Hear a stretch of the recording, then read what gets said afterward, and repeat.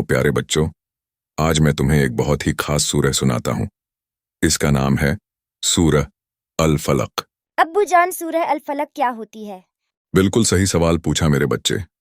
सूरह अल फलक वो सूरह है जो हमें हर बुराई से बचाने और अल्लाह की पनाह मांगना सिखाती है। चलो मैं आपको उसका तर्जुमा पढ़कर सुनाता हूँ।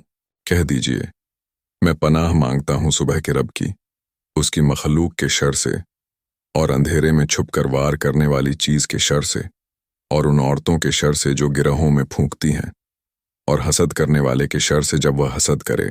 मतलब जब मुझे डर लगे तो मैं ये सूरह पढ़ूं?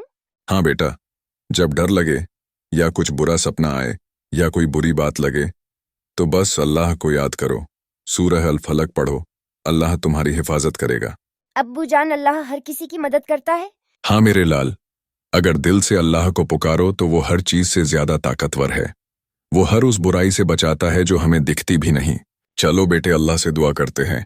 ऐ अल्लाह, हमें हर बुराई, जलन, जादू और शैतान की बुरी चीजों से बचा। हमें कुरान से मोहब्बत दे और हमेशा अपनी हिफाजत में रख। आमीन। आमीन लिखकर शेयर करें।